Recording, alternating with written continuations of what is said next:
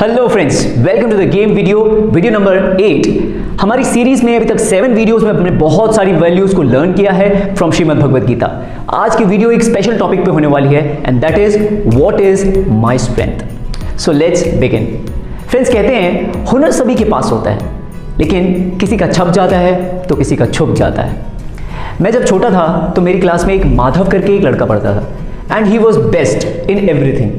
पढ़ाई में, स्पोर्ट्स में, सिंगिंग में, डिबेट में, हर चीज़ में माधव आगे ही रहता था। पेरेंट्स, टीचर्स सभी लोग उसकी तारीफ करते थे। उसको देख के मैं ये सोचता था कि यार मेरे अंदर क्या टैलेंट है। इसने तो अपना टैलेंट पहचान लिया और इस पे वर्क भी कर रहा है, but what is the talent in me. क्या आप सभी के साथ भी ऐसा कभी हुआ है, आपने क्वेश्चन किया हो अपने आप से कि मेरे अंदर क्या टैलेंट है। आज हम भगवद गीता की गाइडेंस से इस क्वेश्चन को आंसर करने की कोशिश करेंगे that what is my strength, what is my duty, कैसे हम उसको पहचान के अपना बेस्ट दे सकते हैं। एक बार की बात है फ्रेंड्स, 2 बर्ड्स होती हैं, एक बाज और दूसरी मुर्गी, ईगल और हैन। तो जब ईगल का अंडा किसी ने मुर्गी के परिवार के बीच में रख दिया तो उससे जब ईगल का बच्चा निकला, छोटा सा बच्चा, तो उसने सोचा कि मैं भी एक मुर्गी ही हूँ, बस मेरा कलर अलग है। और मुर्गियों के साथ ही उसकी परवरिश हुई। अब मुर्गियाँ कितना उड़ सकती हैं, 1 फीट 2 फीट, लेकिन बाज तो बहुत 100 फीट से भी ज़्यादा हवा में उड़ता है। लेकिन वो जो ईगल का बच्चा था, बिकॉज वो मुर्गी के बच्चों के साथ पला बड़ा, तो वो कभी अपनी रियल स्ट्रेंथ को पहचान नहीं पाया। जब उसने अपनी मुर्गी से डिस्कस किया कि यार ये कौन सी बर्ड्स हैं जो हवा में उड़ रही हैं, मुझे भी इतना ऊंचा उड़ना है, तो मुर्गियों ने उससे बोला, अरे इन बर्ड्स को ईगल कहते हैं, हम और तुम इतना ऊंचा कभी नहीं उड़ पाएंगे। ये सुन के बाज बहुत निराश हो गया और उसने अपनी पूरी ज़िंदगी यही सोच के मान ली कि कभी मैं ऊंचा नहीं उड़ पाऊंगा। हम सब की लाइफ में भी ऐसा होता है कि जो दूसरे लोग कहते हैं उनकी ओपिनियंस को हम लोग इतना सीरियसली ले लेते हैं कि हम अपनी स्ट्रेंथ को कभी एक्सप्लोर नहीं कर पाते। सो ये बहुत इंपॉर्टेंट है कि हम सब अपनी स्ट्रेंथ को पहचानें कि मैं किस चीज़ में अच्छा हूँ और अपना बेस्ट दें।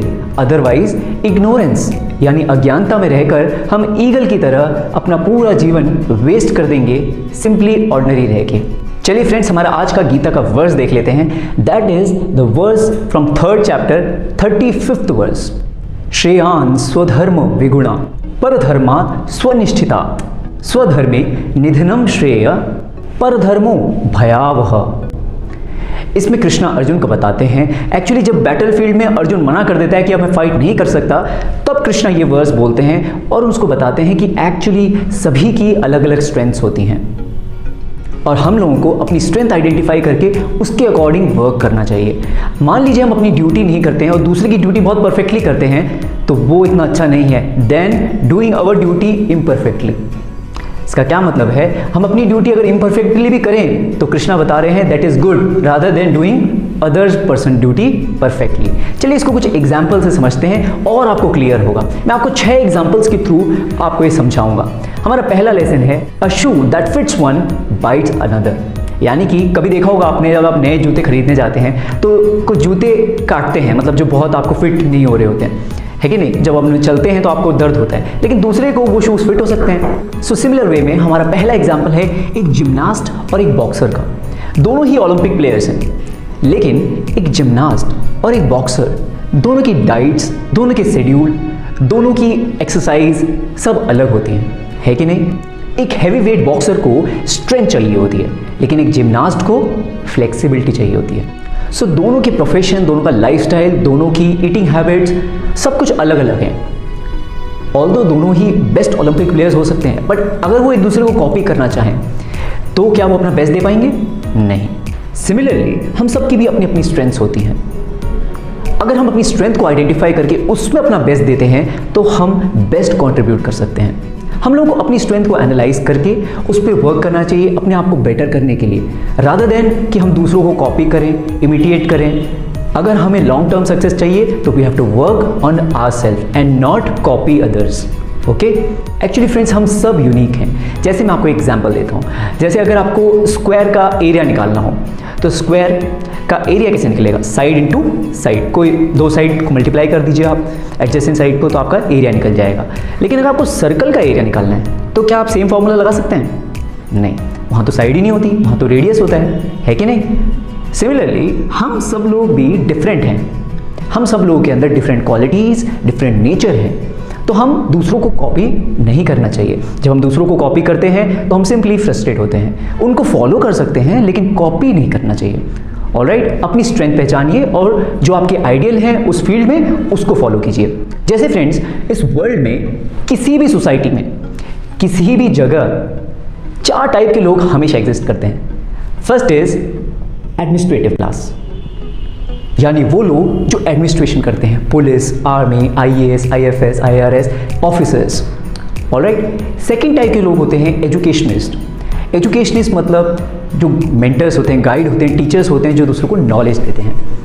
थर्ड होते हैं सर्विस क्लास या वर्कर क्लास, जो और 3 क्लासेस को हेल्प करते हैं, जो सर्विसेज प्रोवाइड करते हैं।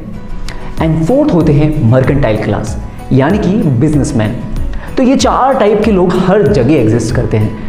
अब सोचिए, जैसे यूपी में बोला जाता है कि हर पापा अपने बच्चे को IAS बनाना चाहता है कि नहीं? लेकिन अगर हर लोग IAS बन गया तो कैसे सोसाइटी चलेगी? हर कोई बिजनेसमैन बन गया तो कैसे सोसाइटी चलेगी? वो किसके साथ बिजनेस करेगा, है कि नहीं? तो हर फील्ड के हमें पर्सन्स चाहिए, लेकिन हमें अपनी स्ट्रेंथ को पहचानना होगा। जैसे कि अगर लता मंगेशकर एक सिंगर नहीं होती, एक जिम्नास्ट होती, तो कैसा होता? या सचिन तेंदुलकर क्रिकेटर नहीं होते, एक सिंगर होते, तो क्या वो अपना बेस्ट दे पाते? नहीं। सो अपनी स्ट्रेंथ को आइडेंटिफाई करके, जितना जल्दी हम अपनी स्ट्रेंथ को आइडेंटिफाई करते हैं और उस पर वर्क करते हैं, रादर देन किसी ने कुछ बोल दिया और उस पर हम एक्ट करने लग जाए, तो हम अपना बेस्ट नहीं दे पाएंगे। सो हमें अपने अंदर देखना है, हमें अपने को जान के एनालाइज करके ये पता लगाना है कि किस फील्ड में मैं अपना बेस्ट दे सकता हूँ। ऑलराइट, जैसे फ्रेंड्स एक और एग्जाम्पल देखते हैं। मेरा एक फ्रेंड था बचपन में पंजाब से। सो जब भी कोई लड़ाई की बात होती थी वो हमेशा आगे रहता था किसी से भी लड़ाई करने में, बट मेरा नेचर इससे कुछ ऑपोजिट था। सो हमें दोनों टाइप के लोग चाहिए। जैसे हम अहिंसा की बात करते हैं कि we should follow non violence, but अगर बॉर्डर पे हम पे कोई गोली चला रहा हो तो क्या हम नॉन वायलेंस फॉलो कर सकते हैं? नहीं। तो हमें सोल्जर्स भी चाहिए जो फाइट कर सकें देश के लिए।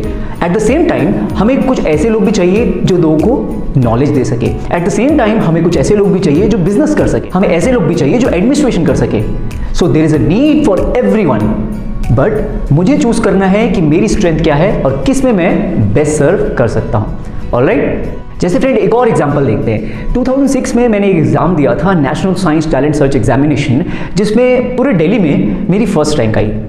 नाउ मेरे फ्रेंड आयुष ने देखा देखी में उसने भी एग्ज़ाम भर दिया और नेक्स्ट सेमेस्टर में उसकी इतनी अच्छी रैंक नहीं आई। वो बहुत परेशान हो गया, तो वो मेरे पास आया और हमने डिस्कस किया। अभी मुझे उसके बारे में समझ में आया कि एक्चुअली आयुष किसी और फील्ड में अच्छा कर सकता है। हम लोग ये सब एग्जाम्पल अपनी लाइफ में भी देख सकते हैं। आप किसी और फील्ड में भी अच्छा कर सकते हैं। मान लीजिए आपके एक एग्ज़ाम में अच्छे मार्क्स नहीं आए तो बहुत से बच्चे परेशान हो जाते हैं। जैसे IITs में बच्चे एग्ज़ाम देते हैं और उनके मार्क्स अच्छे नहीं आए 10th के बोर्ड में, बहुत परेशान हो जाते हैं। लेकिन ऐसा नहीं है। मान लीजिए अगर आपके बोर्ड्स में अच्छे मार्क्स नहीं भी आए तो आप स्पोर्ट्स में शायद अच्छे हो सकते हैं, सिंगिंग में अच्छे हो सकते हैं। आप अपने पोटेंशियल को पहचानिए, लेकिन इसका मतलब ये नहीं कि आप उसको जस्टिफाई करें कि मेरे अच्छे मार्क्स नहीं आए तो ठीक है, मैं शायद किसी और में अच्छा होऊंगा। नहीं, हमें अपना बेस्ट भी देना है। एट द सेम टाइम हमें अपनी स्ट्रेंथ को पहचानना है कि किस में मैं अपना बेस्ट दे सकता हूँ या दे सकती हूँ। हमारा अगला लेसन इसी से रिलेटेड है, identify your strength and work in right direction. Friends, आपने Srinivasan Ramanujan, Thomas Edison, Nikola Tesla, Albert Einstein जैसे बड़े बड़े साइंटिस्ट का नाम जरूर सुना होगा। बट ये साइंटिस्ट जिन्होंने ऐसी डिस्कवरीज की जिनके बिना हम अपनी लाइफ को इमेजिन भी नहीं कर सकते, इन साइंटिस्ट को जब स्कूल जाया करते थे, इनके टीचर्स ने ये कह के स्कूल से निकाल दिया था that they are not fit for studies. Now can you imagine, ऐसे साइंटिस्ट जो पूरी दुनिया का रुख बदलने वाले थे, उनको स्कूल में जगह भी नहीं मिली। लेकिन बिकॉज वो अपनी स्ट्रेंथ को आइडेंटिफाई कर लिए थे, फिजिक्स या मैथ्स या जिस भी फील्ड में, वो रुके नहीं, उन्होंने गिव अप नहीं किया और वो अपनी फील्ड में सक्सेस हुए। जैसे धीरू भाई अंबानी का एग्जांपल भी हम देखते हैं, कैसे उन्होंने बिजनेस में इतना बड़ा एम्पायर को इस्टेब्लिश किया। सो मैं अगेन यहाँ पे बताना चाहूँगा कि अगर हम फेल होते हैं तो हमें जस्टिफाई नहीं करना है कि मैं फेल हो गया इसका मतलब मैं किसी और फील्ड में अच्छा होऊंगा। अपना बेस्ट तो देना ही है हमें, लेकिन एट द सेम टाइम हमें अपनी स्ट्रेंथ को जानना है, उस पर वर्क करना है कि एक्चुअली मैं किस में अपना बेस्ट दे सकता हूँ। जैसे मैंने आपको डिसिप्लिन के वीडियो में नोट्स प्रोवाइड किए थे, उसमें मैंने सचिन के बारे में बताया था। सचिन 16 ईयर्स में ही क्रिकेट के फील्ड में आ गए थे और वो समझ गए थे कि ये हमारी स्ट्रेंथ है और मैं अपना बेस्ट यहाँ पे दे सकता हूँ, है कि नहीं। सो वो अपना वहाँ पे बेस्ट कर पाए। ऑन द अदर हैंड अगर हम बोमन ईरानी की बात करें तो वो 40 ईयर्स तक बहुत कुछ करते रहे, लेकिन उनको समझ में आया है कि यार ये मेरी स्ट्रेंथ नहीं है, और 40 ईयर्स की एज में वो फिल्म इंडस्ट्री में आए और फिर उनको समझ में आया कि ये मेरी स्ट्रेंथ है।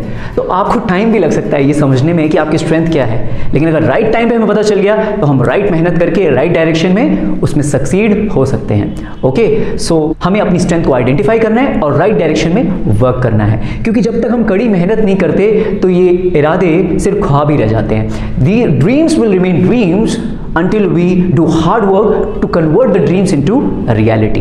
So हमें हार्ड वर्क तो करना है बट राइट डायरेक्शन में। ऑलराइट, हमारा नेक्स्ट और लास्ट लेसन है lesson number 3, we are playing in different surface so don't compare. जैसे कि एक क्रिकेटर होता है, कभी एक पिच में आउट भी हो जाता है और दूसरी पिच में 100 भी मार देता है कि नहीं? सिमिलरली हमें कंपेयर नहीं करना चाहिए। मैंने फर्स्ट वीडियो में, अगर आपने देखी नहीं है तो आर्ट ऑफ हैप्पीनेस बोल्ट 1 की पहली वीडियो को देखिएगा, उसमें हमारी केस स्टडी का सी कंपैरिजन था। उसमें मैंने बताया था एल्बर्ट आइंस्टीन के बारे में, जिन्होंने एक बहुत फेमस स्टेटमेंट बोला था, if a fish compare itself with a monkey with the ability to climb a tree, then for the whole of its life the fish will consider that it is foolish creature. कहने का मतलब क्या है कि मछली अगर अपने आप को कंपेयर करे बंदर के साथ, ये सोच के कि कौन जल्दी ट्री को क्लाइंब कर जाएगा, तो वो हमेशा यही सोचती रह जाएगी कि मैं तो बहुत बुद्धू और बेकार हूँ, है कि नहीं? तो ये कंपैरिजन हमें नहीं करना चाहिए।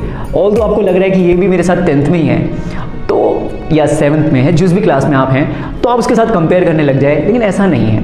कंपैरिजन हमें नहीं करना चाहिए, क्योंकि किसकी क्या स्ट्रेंथ है हमें नहीं पता। हमें नहीं पता कि अगले 5 साल बाद वो किस स्टेटस पे होगा और हम किस स्टेटस पे रहेंगे। सो हमें अपनी स्ट्रेंथ पे वर्क करना है, अपनी स्ट्रेंथ पे वर्क करके हमें उसमें बेस्ट देना है, क्योंकि जब हम कंपेयर करते हैं तो हमेशा 2 चीज़ें होती हैं। अगर कंपैरिजन में हमारी पोजीशन हाई है तो हमारे अंदर क्या आ जाता है? प्राइड आ जाता है, और प्राइड कम्स बिफोर फॉल। हम कभी भी सक्सेस नहीं हो सकते लॉन्ग टर्म में अगर हम प्राइड हैं तो। और दूसरा, अगर हम कंपैरिजन में इन्फीरियर हैं तो हमारे अंदर इन्फीरियरिटी कॉम्प्लेक्स आ जाता है, हीन भावना आ जाती है, और हम सोचते हैं कि मैं तो कुछ भी नहीं कर सकता, मैं बेकार हूँ, है कि नहीं? मैंने आपको बहुत सारे पॉइंट्स बताए हैं इस वीडियो में। इस पॉइंट का जिस्ट या कंक्लूजन क्या है इस वीडियो का? कंक्लूजन है that we should analyse our nature. अपना नेचर को एनालाइज करिए, अपनी स्ट्रेंथ को पहचानिए, किस में मैं अपना बेस्ट दे सकता हूँ, and then give your best, do best hard work in the right direction in the field that is best for you.